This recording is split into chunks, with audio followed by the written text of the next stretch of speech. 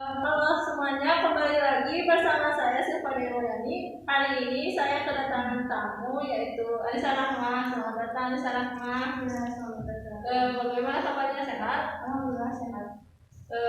Oke, kali ini kita akan sedikit membahas mengenai esensi PKN dalam membangun bangsa yang bermakna. Menurut Anissa, apakah karakter bangsa itu bisa lahir dengan sendirinya?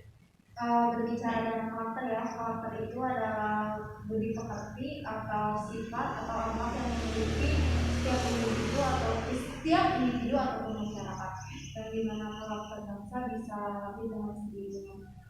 Karakter bisa dipengaruhi oleh faktor genetik maupun faktor lingkungan. Dengan karakter bangsa bisa lahir sendiri, menurut saya tidak bisa, karena karakter bangsa itu adalah nilai-nilai moral atau nasionalisme, seperti tingkah laku yang baik yang dimiliki oleh warga negara, yang dimana itu mempunyai proses melalui pendidikan atau dipengaruhi oleh lingkungan maupun orang tua, guru, ataupun di lingkungan sekolah ataupun dengan teman-temannya.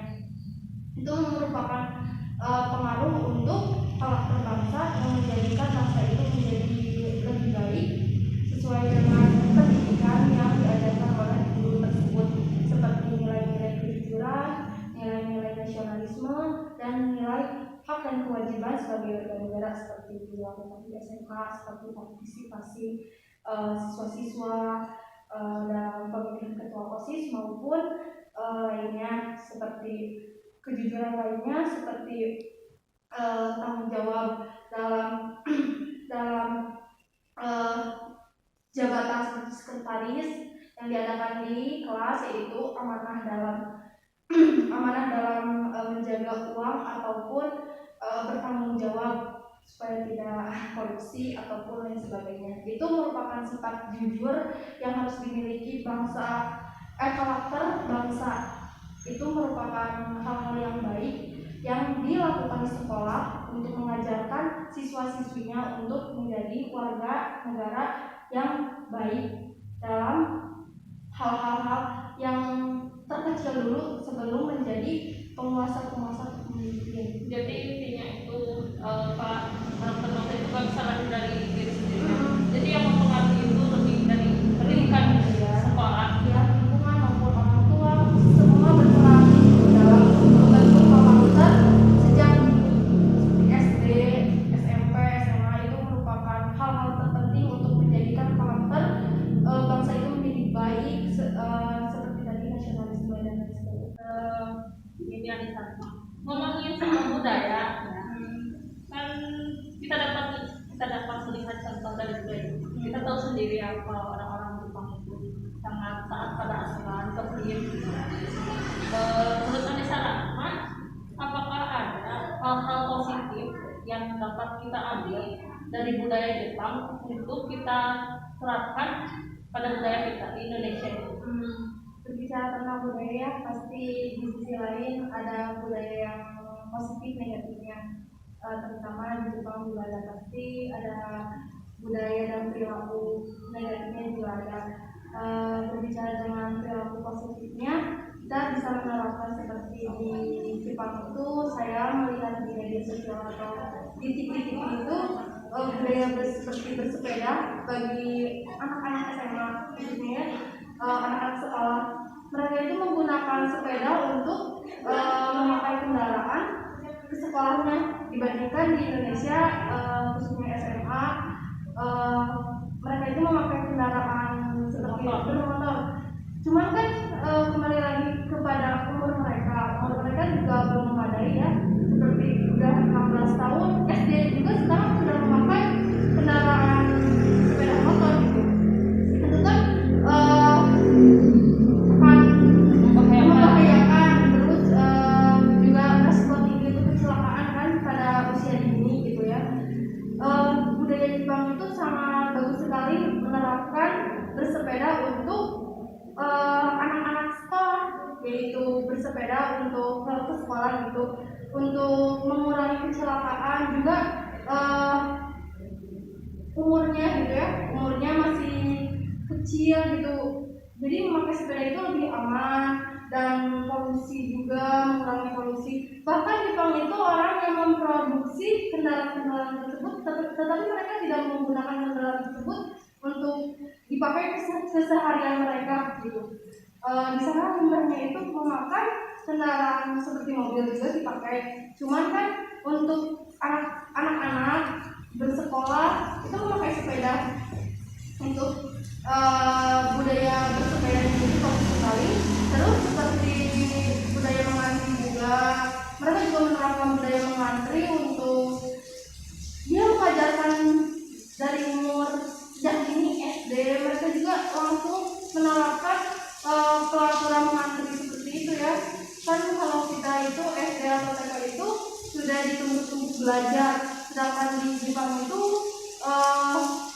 mereka menuntut siswa atau siswi di usia belia itu bermain, keterampilan seperti tadi mengantri, budaya mengantri juga. Jadi lebih eksplor di luar jam pelajaran sekolah. Iya, dibandingkan pelajaran-pelajaran. Nah itu juga sangat bagus. Terus kebersihannya juga di Jepang itu ada istilah apa ya? Sampah itu dibagi beberapa bagian Organik. Iya gitu. Jadi bagus untuk lingkungan juga. Itu ya di negara-negara seperti Jepang itu minat bacanya tinggi. Apalagi di usia dini mereka itu sudah diajarkan minat bacanya tinggi. Bukan usia dini maksudnya TK bukan gitu, masuk SMP kayak gitu. Mereka udah benar-benar ya pengen tahu gitu ya, seperti membaca buku dengan penasaran dan menambah ilmu juga. Itu juga kebudayaannya bagus juga. Berarti rasa penasaran orang Jepang itu sangat tinggi ya, akan budaya membaca. Budaya berjalan juga dilakukan di Jepang. Seperti budaya saya malas-malasan gitu. Bukan malas-malasan, setiap ibu pasti ada malasnya, tapi kebanyakan Indonesia malas-malasan, malas jalan kaki kan, kayak gitu kan. Padahal jalan meter di ke sini. Iya. Padahal itu nggak sampai 1 meter kali ada kendaraan bermotor satu aja. Iya. Jalan kaki. Padahal bagus banget ya kalau jalan kaki itu untuk olahraga juga, mengurangi mengeluarkan motor juga, memakan lemak kayak gitu ya, resiko terkena obesitas lah gitu. Untuk budayanya bagus gitu, bisa diterapkan di Indonesia. Dan tapi juga itu hal-hal yang benar bisa diterapkan di budaya di Indonesia gitu. Terus yang tadi bersepeda juga bisa dilakukan juga sepeda, mengurangi polusi dan lain sebagainya. Itu juga bagus untuk diterapkan di Indonesia berikutnya. Jadi salah satu hal contohnya yang dapat diterapkan di Indonesia itu mungkin ketika belum cukup umur itu belum dikasih kendaraan bermotor. Tapi di Indonesia mau yang gitu kan, SMA di baru 16 tahun juga udah dikasih motor sama orang tua. Kan itu menimbulkan banyak resiko ya, sama membuat jalanan macet juga. Ya, jadi kalau di Jepang kan dibatasi soalnya umurnya 20 ke atas bisa apa gitu. Kalau di Indonesia kan umur 16 tahun itu udah memakai kendaraan bermotor gitu. Itu kan masih kebanyakan gitu ya. Tingkat kehidupannya juga kalau silakan itu dikit lah. Oke. Halo guys, sebelumnya mohon maaf kita suasana dulu ya, lebih ke alam terbuka gitu ya ceritanya. Oke, langsung saja ke next question. Alisa Rahma, saya mau bertanya pertanyaan selanjutnya mengenai problem bangsa Indonesia. Menurut Anissa, problem apa saja sih yang ada pada bangsa Indonesia ini? Problem masa penjajahan. Iya. Problem masalah bangsa Indonesia sejak penjajahan, yang mana penjajahan Belanda Mongol membangun Jepang, di mana problem masalahnya seperti pelecehan, terus pemerkosaan, dan juga hal-hal yang tidak senonoh yang dilakukan para penjajah atau bangsa asing kepada bangsa Indonesia, yaitu melakukan tadi dan melakukan seperti tanam paksa, kerja rodi ataupun romusa yang dilakukan oleh penjajah Indonesia maupun penjajah terhadap bangsa Indonesia, dan dimana mereka melakukan hal-hal keji seperti itu, yang dimana melakukan tanam paksa secara terus-menerus tanpa henti, tanpa dibayar maupun tanpa dibayar upah. Tadi sudah berbicara mengenai lahirnya karakter bangsa itu bisa dilahirkan dari diri sendiri atau enggak, ya. Bisa terjawab ya? Ya.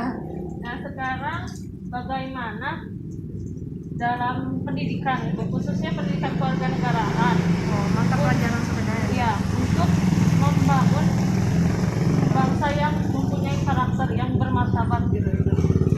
Nah, berbicara lagi soal tadi kan, bagaimana mata pelajaran PPKN diimplementasikan untuk membangun bangsa yang bermartabat. Itu terjadi di institusi sekolah. Ya, sekolah itu terjadi di lingkungan sekolah, di mana proses pembelajaran dan pembentukan karakter bangsa supaya bermartabat dengan mata pelajaran PPKN. Semua juga mata pelajaran juga membentuk karakter seperti itu, seperti agama dan lainnya. Tapi yang lebih mengatur itu PPKN untuk membuat bangsa Indonesia menjadikan bangsa yang bermartabat, apalagi diimplementasikan melalui visi misi sekolah. Itu merupakan hal-hal untuk menerapkan hal positif yang ada di pendidikan kewarganegaraan seperti nilai-nilai, norma, aturan.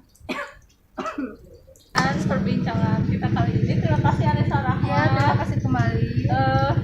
Bagi penonton Yorobun sekalian, sekian perbincangan kita kali ini. Terima kasih Anissa Rahma yang telah menjadi bintang tamu saya kali ini. Semoga untuk kedepannya kali undang lagi nggak bosan ya, say. Oke, ya insya Allah kalau ada waktu. Masya Allah. Oke. Dari perbincangan kita tadi, kalian dapat menyimpulkan sendiri apa sih maksud dari esensi pendidikan kewarganegaraan dalam membangun bangsa yang bermartabat. Sekian, bye bye. Jangan lupa komen. Jangan lupa komen.